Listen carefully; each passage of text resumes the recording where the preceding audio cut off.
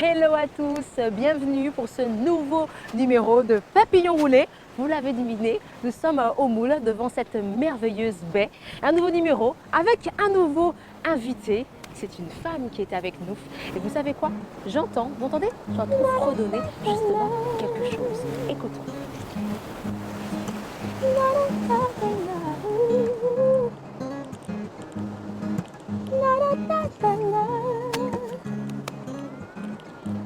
Sortis ensemble sans savoir la nous t'es calé. On des bateaux 100 mètres, nous t'es parti à la théorie. T'es checké nos fois, j'ai toujours qu'à besoin de compagnie. Et moi pas te savais que c'est aucun moi t'es qu'aimé. Parce que... Bonjour Lucinaïs. Bonjour. Comment ça va? Ça va bien et toi? En pleine forme? Oui, super. Alors t'embarques avec moi pour Papillon Roulé? Pas de souci. On a déjà eu un petit avant-goût, vous l'avez entendu. On va en savoir plus avec toi, puisque c'est parti pour 26 minutes avec Lucinaïs pour ce nouveau numéro. C'est parti? Allons-y. On embarque?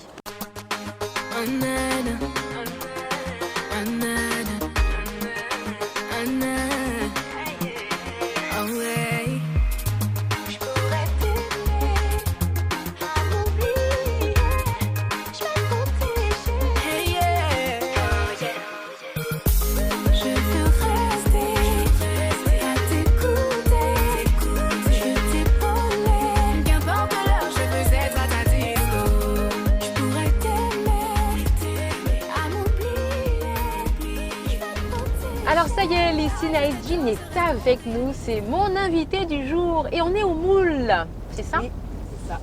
Tu vas nous dire tout, pourquoi on est au Moule, Lucinaïs? Pourquoi le Moule? Alors, le Moule, parce que c'est la commune d'un artiste que j'affectionne beaucoup et qui nous a quittés en 2010, il me semble, Ouais. Patrick Saint-Éloi. D'accord, Et voilà, je voulais lui rendre visite aujourd'hui. ok, c'est vrai qu'effectivement, eh bien, tout le monde t'a connu hein, grâce à ce fameux buzz, cette fameuse vidéo C'est virale, ça. c'était en 2011? C'est ça, c'était en 2011. Et où C'était, tu interpréteras un de ces morceaux, d'ailleurs c'est ce qu'on a entendu tout à l'heure. Voilà. Et c'est vrai que depuis cela, tu as fait du chemin. Et là, donc, tu es avec nous, parce que c'est vrai, tu le sais, c'est une émission où on veut mettre en avant certains lieux de la Guadeloupe, mais on veut en apprendre un peu plus sur ces personnalités, ces gens qu'on voit un petit peu à la télé. Donc, Lucinaïs, effectivement, on a découvert sur une chaîne YouTube et qui aujourd'hui est devenue une artiste qu'on va voir maintenant en concert, qu'on apprécie, on apprécie beaucoup. Donc, tu le disais, le Moule, effectivement, par rapport à Patrick Saint-Éloi. Alors, dis-nous concrètement, c'est vrai que c'est un artiste, beaucoup de personnes, effectivement, aiment Patrick Saint-Éloi. Ça, C'est c'est ça. qui a influencé des générations. Hein, ça. Oui, Mais puis toi, c'est- particulièrement, quel rapport as-tu avec cet artiste qui a disparu? Déjà, j'aime, c'est sa sensibilité qui m'a touchée en fait, la plume, comme beaucoup de Guadeloupéens et autres. Ouais. C'est surtout sa plume qui m'a touchée. Mhm.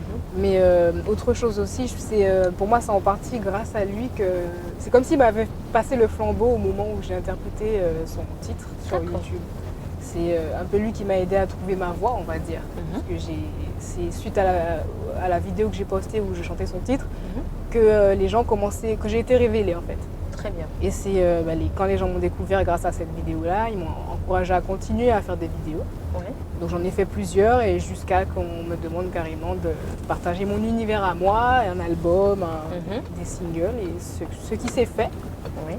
et ce qui a fait celle que je suis aujourd'hui, quoi. D'accord. Alors c'est vrai que tu as eu pas mal de jolies collaborations. On a été vraiment séduite. J'ai été en tout cas moi séduite par pas mal de ces featuring que tu as pu faire. Et on en parlera tout à l'heure en troisième partie, puisque maintenant ça y est, on va te découvrir un peu plus. C'est vrai comme tu le dis, il y a eu PSE auquel on t'associe, mais maintenant il y a des morceaux que tu vas nous faire découvrir C'est ça. grâce à un album. Comment Oui, s'appelle oui, l'album? qui est sorti le 4 novembre. Là, Ouais. là. Et c'est un album éponyme, hein, Lucinaïs Jean, Très bien. et qui contient 10 titres, Mhm. dont 7 inédits. Donc au début, je voulais mettre que des inédits, mais comme le public réclamait quand même les titres qui ont le mieux fonctionné, donc Aimé, Moins Aimé, on me demandait est-ce qu'ils y seront, est-ce qu'ils y seront. Ouais. Du coup, j'ai tenu à les remettre quand même. Et d'ailleurs, Aimé, j'ai fait, c'est pas la version 2014 qui est sur l'album, mais c'est Ah, une il y a une version revisitée? acoustique. Voilà, Ah super. c'est une version acoustique que que j'ai mis parce que les gens apprécient beaucoup ce titre-là en acoustique aussi. Effectivement. Voilà. Effectivement. Alors c'est vrai que tu prépares un petit peu tout ça du côté de Paris, puisque c'est là que tu es installée. C'est ça. Et c'est là d'ailleurs que tu es née. Oui, Ouais. c'est là. Ouais. Et que tu as grandi aussi, hein, on peut le dire. comme C'est ça. En fait, je suis venue m'installer en Guadeloupe toute grande. Hein. Ouais. J'avais peut-être 19-20 ans. Oui. Je suis restée 3-4 ans. Mhm. Et après, je suis rentrée en faisant toujours l'aller-retour Paris, Guadeloupe, Martinique. D'accord. Et je suis rentrée il y a 1 an sur Paris. D'accord. Et autrement, ta famille se trouve de quel côté de la Guadeloupe? Alors, originaire de Trois-Rivières. Trois-Rivières. Voilà, Plus sur la basse terre. c'est ça. Ok. Capesterre, Trois-Rivières. D'accord. Eh bien, écoute, on va un petit peu discuter, effectivement, de revenir un peu sur l'influence qu'il a donc eu sur ta musique. Parce que, comme on l'a dit, on va donc aller au cimetière. Oui. Au cimetière, là où repose donc Patrick Saint-Éloi. Ça. Et là, on va pouvoir échanger un petit peu plus ensemble. Peut-être pourquoi pas fredonner, on verra. Hein? Sans problème. Et on y va de ce pas.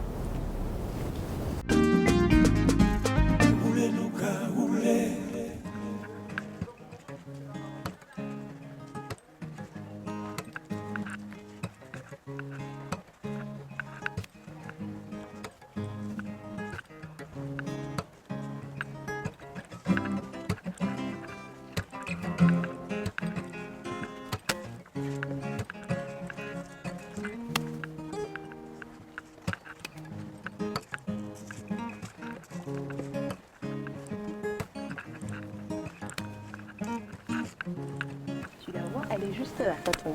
Je l'avais repérée de loin déjà. C'est vrai? Ouais. On approche.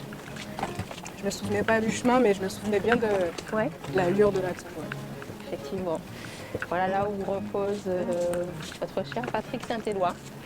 C'est ça. Voilà, comme c'est écrit, hein, qui a toujours été ancré en nous. C'est ça. On y est sur ce lieu, voilà, où tu vas un petit peu nous expliquer ta rencontre avec lui, justement. C'était à quel âge et puis quel morceau t'a fait tilter? Alors, depuis petite, mon père surtout m'a souvent parlé de lui. Et il y a même une fois où on rentrait de studio tard le soir, parce que depuis petite, j'ai baigné dans l'ambiance studio et compagnie. Il me l'a montré de dos. Il marchait sur le trottoir accompagné de certainement son équipe. D'accord. Et il me dit, tu vois, ce monsieur là-bas, c'est un grand monsieur. Mais je le voyais de dos, juste avec le béret, comme sur la photo là d'ailleurs. Et j'ai retenu, ça m'a marqué, je ne sais pas pourquoi, puisque à cette époque-là, je ne m'intéressais pas plus que ça, on va dire, à la culture. T'es enfant, quoi. Je devais avoir 5-6 ans. Mais ça m'a quand même... Ça t'a marqué? Voilà, ça m'a quand même marqué. Et malheureusement, je me suis intéressée un peu trop tard, à mon sens, parce que c'est son décès qui a fait que je me suis intéressée un peu plus à sa musique. Ouais. Donc ma mère écoutait bien sûr son album en boucle, presque en pleurant, quoi, après son décès. Ouais. Du coup, j'y ai eu le droit pendant quelques mois et au contraire, ça m'a plutôt servi parce que je suis vraiment entrée dans son univers. Et il y a beaucoup de titres qui m'ont touchée. Hein. Il y a Rêve en moins en premier. Donc c'était une version live, en plus c'était un album live qu'elle écoutait.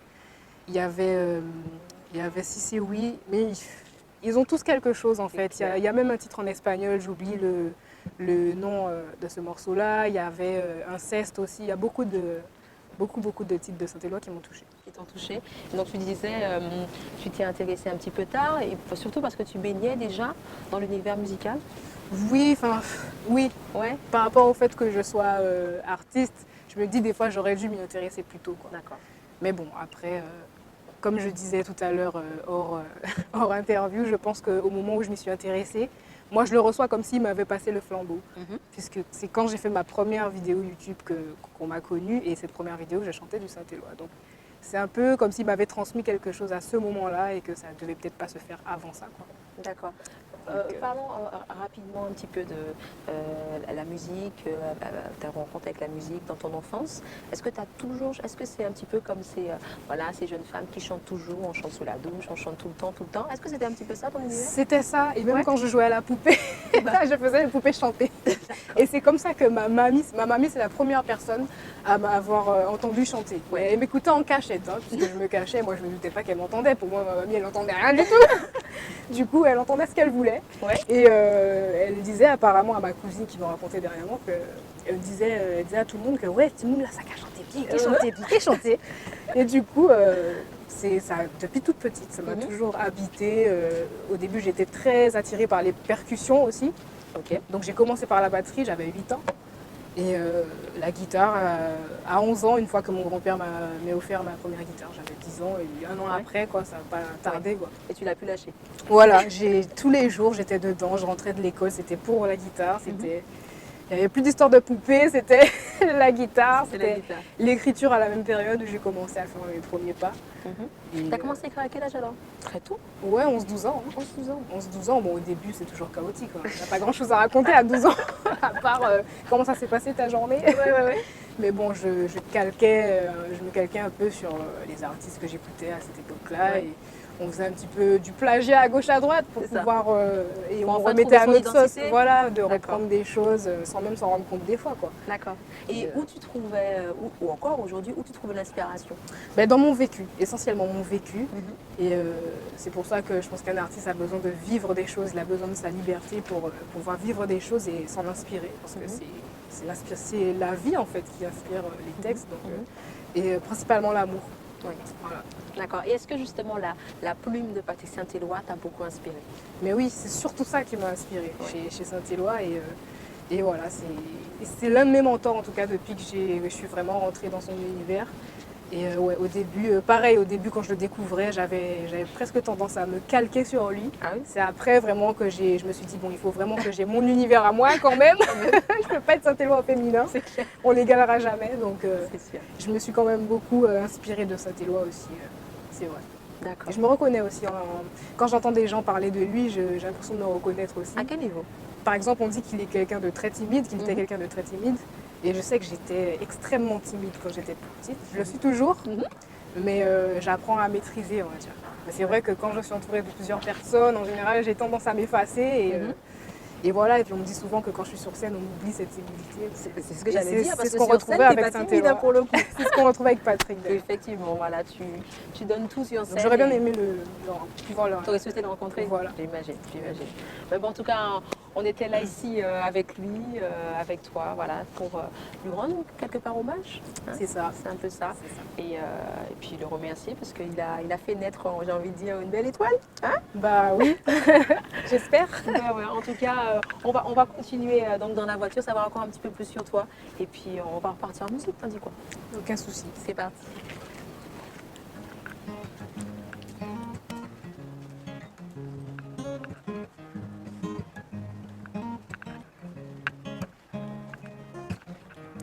Sortis ensemble sans savoir là nous t'es calé. On débat 200 mètres, nous t'es parti à la télé. De check-in naufragé, toujours qu'à besoin de compagnie. Mais moi pas te savais que c'est au que moi te aimé. Parce que dans rêve moi, c'est vous moi te carré. Et moi pas te aimé fort. Dans rêve moi, c'est vous moi te carré. Et moi pas te toucher.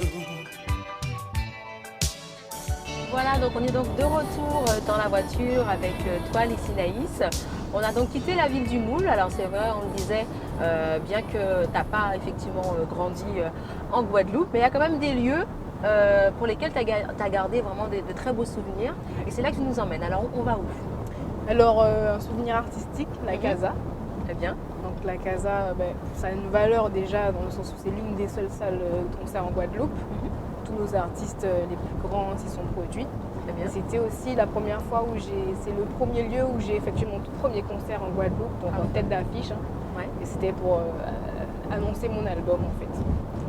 D'accord. Donc tu vas nous expliquer un petit peu tout ça, comment tu as vécu cette première scène, cette première rencontre avec ton public.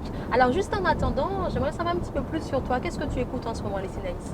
Alors j'écoute beaucoup de pop, pop rock, un peu de tout, toujours de tout, du zouk et tout. Mais c'est vrai qu'en ce moment, parce que c'est par période, je change de style en général, je suis très pop et rock.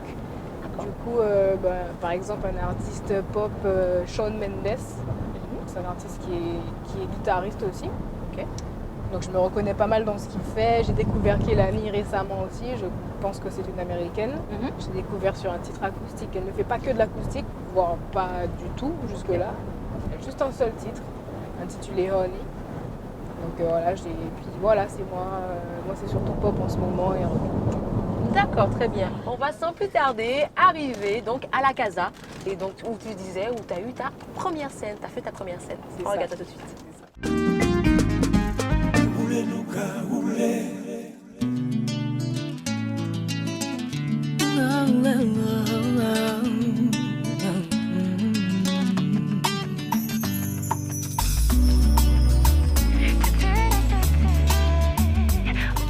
Voilà, donc c'était au mois de juin, donc c'était vraiment tout récent, donc ta première scène.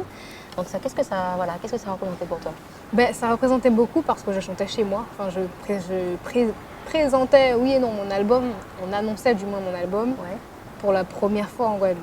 Donc moi, comme on me dit souvent, quand on est bien accueilli chez soi, ça donne beaucoup confiance pour la suite, quoi. C'est vrai. Ça donne espoir pour la suite. Mhm. Parce que on nous dit aussi des fois, on n'est pas prophète chez soi. C'est vrai. Donc ça, j'ai eu l'occasion aussi de le ressentir par moments, j'avoue. Mais bon, ça, c'est question d'installer sa notoriété, c'est le temps de... Voilà, ça vient petit à petit, mais en tout cas, j'en garde un super bon souvenir et les gens avaient l'air ravis, en tout cas, ce soir-là. D'accord. Donc tant est-ce que mieux. c'était ta première rencontre, c'est un peu ça, la première rencontre vraiment solo avec ton Oui, public? c'est la première fois en tête d'affiche. Ouais. Donc, mon public guadeloupéen, oui, je l'ai déjà vu, mais après ça, j'étais soit invitée, soit en première partie, soit sur des podiums, c'est pas la même chose. Ah, mais là, en fait, tu sais que Là, les gens étaient c'était venus que pour toi. voilà, ils étaient venus que pour moi et justement par rapport à ça, j'étais un peu plus détendue sur scène parce que je sais que voilà, je suis avec des gens qui sont venus pour moi, donc j'ai pas de raison de m'inquiéter, j'ai juste à assurer le spectacle et puis voilà. Hein. D'accord, il n'y a pas eu d'anecdote comme Trois-Rivières, ça s'est bien passé, il n'y a pas eu de trou Non, noir, il y a eu par contre une blague que j'ai faite sur scène. Au moment où je montais sur scène, il y a eu un problème technique. Il n'y avait pas de son dans la guitare. Ouais. Et du coup, je leur ai dit, bon, ben, c'est con, je me suis pas trompée de trou pourtant. Ils sont tous mis à rigoler. Ok. Du coup, ça a détendu l'atmosphère, mais une bonne fois pour toutes. Et là, ils étaient déjà détendus, mais là, Ouais. pour le coup, les gens étaient chauds, quoi. Donc, ça, voilà. Ok, donc tu le disais, ça s'est donc terminé par des selfies, des dédicaces. Voilà, ça s'est terminé par des selfies sans dédicace, donc il y avait la queue. Mhm. Je crois que je suis sortie de la casa pour 1h du matin ou un truc comme ça. Le concert a dû finir vers 23h. Ouais. Donc le temps de monter, me rafraîchir, redescendre faire les photos, oui, j'ai dû sortir de là à 1h du matin. Mais ça fait plaisir puisque les gens restent, ils font la queue jusqu'au bout pour, C'est ça. pour ne serait-ce qu'avoir une signature. Il n'y avait même pas d'album encore à ce moment-là. Donc Effectivement. signature, photo Ouais. et voilà quoi. Je remercie les gens encore aujourd'hui d'être venus ce soir-là. On est venu ce soir-là. Et qu'est-ce que tu peux dire du public guadeloupéen, basé vraiment en Guadeloupe, par rapport à ceux qui se trouvent dans l'Hexagone? Alors, ils sont plus pudiques. Ah ouais. Ils sont plus pudiques, mais ça ne veut pas dire que... On va dire qu'ils laissent moins paraître s'ils aiment ou s'ils n'aiment pas. Donc, Ok. si quelqu'un... Je ne parle pas du mien particulièrement, hein, là c'est plutôt mon expérience due aux fois où j'ai chanté sur des podiums, où j'ai été invitée quelque part.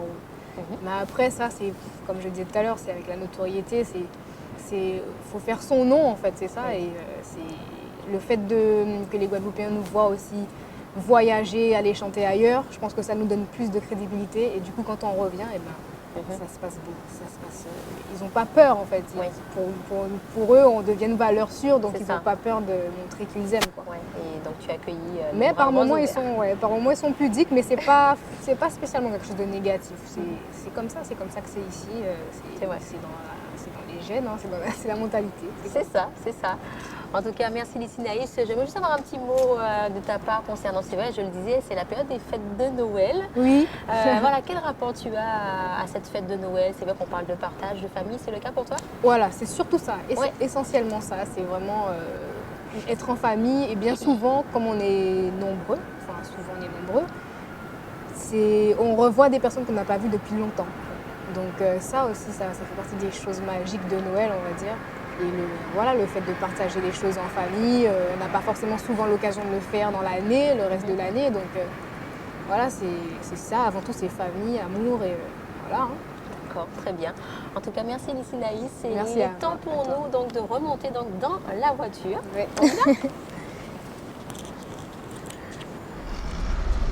Joyeux Noël!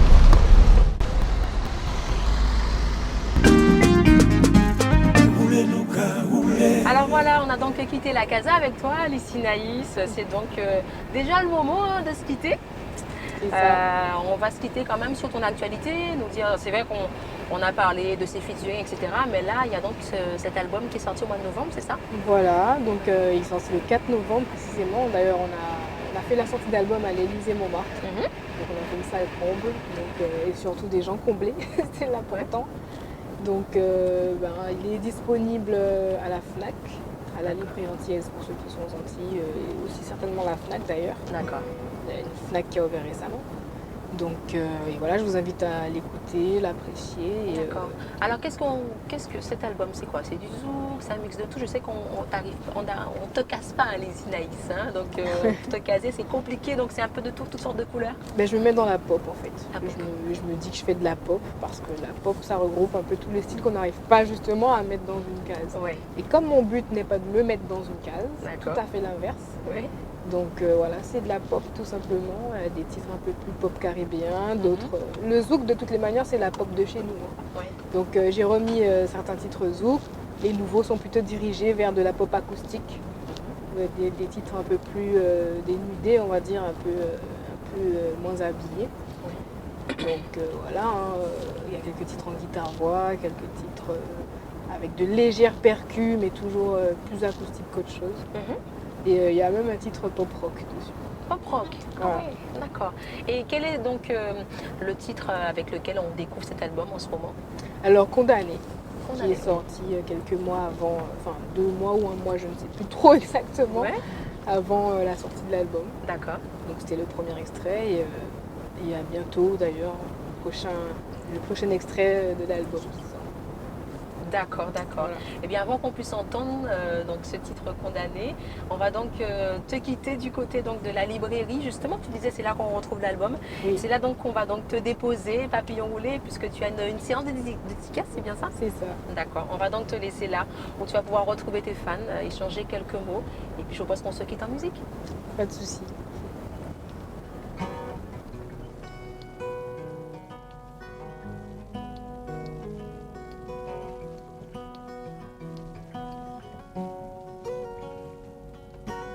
Si la vie n'était pas irréversible, maintes fois tu aurais été sensible. Et bien évidemment d'un baiser sur tes lèvres, elle te rendrait la vie que tu lui vends du rêve. Tout lui vient dans cette capacité à tout te pardonner sans compter.